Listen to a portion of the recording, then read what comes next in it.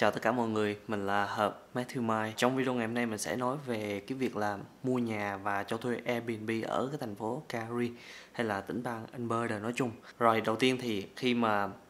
mình nghĩ nhìn chung á, khi mà các bạn cho thuê những cái short term rental như là các bạn dùng Airbnb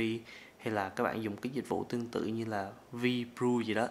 thì short term rental lúc nào nó cũng đem lại lợi nhuận là thường nó sẽ cao hơn cái long term rental. Và hầu hết mọi người nếu mà người ta có tiền bạc hoặc là người ta có thời gian để người ta đầu tư vào cái việc quản lý Airbnb á, hoặc thậm chí là người ta thuê công ty quản lý cũng vậy, thì thường người ta vẫn muốn làm những cái Airbnb hơn là những cái long term rental. Khi mọi người làm Airbnb thì cái đó giống như là một cái business rồi, nó không khó, nhưng mà các bạn và các anh chị phải thực sự là đầu tư thời gian. Thì khi mà các bạn mua nhà ở thành phố Calgary nói riêng á, và cho dù các bạn ở đâu ở Canada cũng vậy thôi, thì các bạn phải biết được là liệu cái chỗ các bạn mua á, nó có cho phép các bạn làm Airbnb hay không, tức là nó cho phép các bạn làm short term rental hay là không. Nhìn chung nếu các bạn mua single house hay là thậm chí các bạn mua semi detached mà các bạn không dính vào cái condo, tức là các bạn sở hữu căn nhà, sở hữu miếng đất và không ai là người quản lý cái khu đó hết á, thì hầu hết là các bạn muốn làm gì thì cũng được, hầu hết là rất là đơn giản, trừ những trường hợp các bạn mua vào những cái khu mà thành phố người ta không cho làm Airbnb á, thì chịu rồi. Nhưng mà ở thành phố Calgary nói riêng á, thì mình chưa thấy cái khu nào mà nhà single house hay là nhà semi detached mà các bạn sở hữu căn nhà, các bạn không dính vào condo, thì hầu hết là các bạn vẫn xin license để các bạn làm Airbnb được một cách rất là thoải mái. Còn khi mà các bạn mua townhouse nè, hay là các bạn mua căn hộ nè, mà các bạn dính vào cái condo á, thì đó chính là lúc mà vấn đề nó xảy ra với cái việc các bạn cho thuê Airbnb. Khi các bạn muốn đăng ký Airbnb á, thì các bạn phải xin một cái business license từ City of Calgary. Thì thường để mà City nó cung cấp cái business license để các bạn làm Airbnb á, thì thường nó rất là đơn giản. City nó không có để ý nhiều, City nó không có care nhiều, các bạn xin lậu hết á, là mình thấy là City nó cấp cái license thôi. Nhưng mà cái điều mà các bạn cần để ý là khi các bạn mua townhouse hay là các bạn mua apartment á, mà nó có cái condo nó quản lý á, thì các bạn phải follow, các bạn phải làm theo cái bylaw của cái condo đó, chứ không phải các bạn có business license từ City rồi là các bạn muốn làm gì làm là không được. Nếu các bạn dính vào cái condo nó quản lý cái căn hộ của bạn á, hoặc là quản lý cái townhouse đó, thì các bạn phải tuân theo cái luật lệ, người ta gọi là cái bylaw của cái condo đó ha. Thì hầu hết những cái bylaw của cái condo management á, ở thành phố Calgary này á, nó không có ghi rõ là nó có cho các bạn cho thuê short term rental hay là nó không cho các bạn cho thuê short term rental. Ở thời điểm hiện tại ở thành phố Calgary này, cái việc mà các bạn mua townhouse, căn hộ mà dưới sự quản lý của condo management và các bạn đem cho thuê á, nó vẫn là một cái khu vực người ta gọi là gray area, là một khu vực mà người ta không có làm rõ ra. Theo mình thấy á, thì cái condo nào mà nó không cho phép các bạn làm Airbnb á, là nó ghi rất là rõ trong cái bylaw luôn, là nó cấm cái việc short term rental. Thường short term rental tức là cho thuê dưới 30 ngày á, thì nó ghi rõ luôn là cấm. Còn nếu mà cái condo nào mà nó không cấm á, thì trong bylaw nó không ghi gì cả, chứ nó cũng không bao giờ, mình chưa thấy condo nào mà nó ghi là nó allow Airbnb,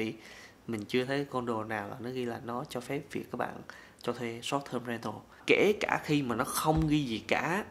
thì cũng chưa chắc đồng nghĩa với việc là nó cho phép các bạn cho thuê Airbnb. Thì các bạn biết là cái bylaw của cái condo đó nó có thể bị thay đổi bất kỳ lúc nào. Để mà cái bylaw của một cái condo management nó thay đổi á, thì nó phải được sự đồng thuận của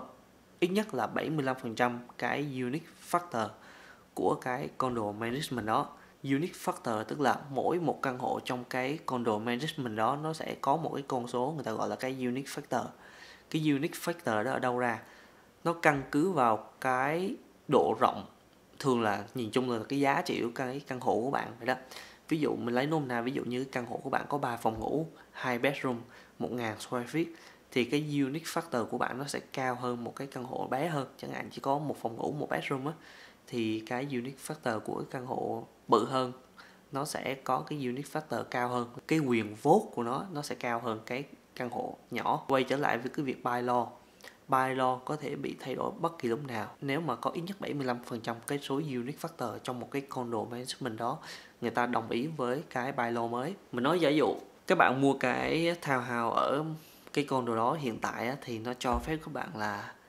nó không cấm cái việc là các bạn làm Airbnb. Ví dụ 6 tháng sau chẳng hạn, cư dân ở cái townhouse đó người ta cảm giác là cái việc có quá nhiều người lạ đi ra đi vào và người ta gây ồn ào, thì cái cư dân ở cái condo townhouse đó người ta không thích với cái việc là có một cái người chủ ở trong cái khu họ sống làm Airbnb. Người ta muốn họp lại để người ta đưa ra cái dự thảo là người ta sẽ không cho làm Airbnb trong cái condo townhouse đó nữa. Và nếu mà có 75% hoặc là hơn cái số unique factor trong cái condo đó, người ta đồng ý với việc là ok, bây giờ chúng tôi không muốn cho các bạn làm Airbnb trong cái khu này nữa, thì condo management người ta phải bắt buộc là người ta thông qua cái bylaw đó. Và tất nhiên là nếu các bạn đang làm Airbnb ở trong cái condo đó thì bây giờ các bạn bị cấm, các bạn không được phép làm nữa ha. Cho nên khi các bạn mua condo và townhouse thì các bạn phải coi cái bylaw, hoặc là các bạn email lên cái condo management để các bạn hỏi thử là người ta có đồng ý cho các bạn làm Airbnb không, nếu mà các bạn có dự tính làm Airbnb ha. Nhưng mà như hồi nãy mình nói, kể cả ở thời điểm hiện tại người ta cho, không có nghĩa là trong tương lai người ta sẽ tiếp tục người ta cho. Bylaw nó có thể bị thay đổi bất kỳ lúc nào nếu các bạn mua vào cái condo ha. Mình cũng biết là có rất nhiều nhà đầu tư người ta mua những cái townhouse là condo ở dưới downtown thì người ta cứ cho thuê Airbnb thoải mái thôi. Thì tất nhiên là nếu mà không có ai phàn nàn hay gì cả, rồi cái condo của bạn nó cũng không làm khó, hàng xóm của các bạn cũng không ai complain lên cái condo của bạn thì các bạn cứ tiếp tục cho thuê thôi. Nhưng mà tới một lúc nào đó nếu mà xui xẻo mà có người hàng xóm người ta complain condo nó hộp lại thì có thể là nó thay đổi ha. Nhưng mà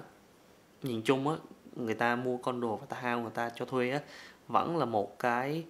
gray area, vẫn là một cái điều gì đó mà nó chưa làm rõ ở cái thành phố Calgary này, mà mình nghĩ là ở những cái thành phố khác thì nó cũng tương tự như vậy. Nãy giờ mình hay nói tới cái từ townhouse, nhưng mà những cái townhouse mà mình nói là những cái townhouse đó nó có condo management. Còn nếu các bạn mua những cái townhouse mà người ta gọi là freehold tức là các bạn sở hữu cái townhouse và các bạn sở hữu miếng đất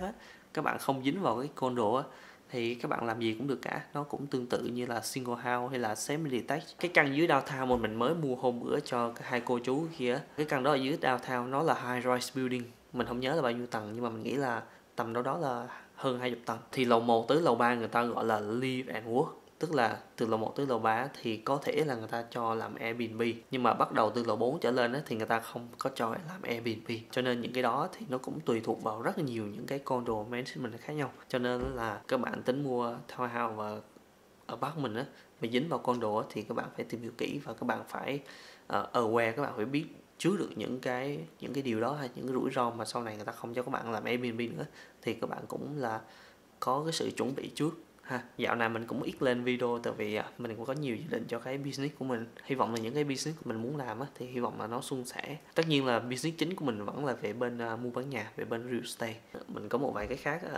ở bên lề nữa, nhưng mà ở thời điểm hiện tại thì mình không cảm giác thoải mái tới cái việc mình chia sẻ những cái đó. Các bạn và các anh chị là coi YouTube của mình cho nên là mình cũng quý các bạn và anh chị bỏ thời gian coi YouTube của mình, cho nên là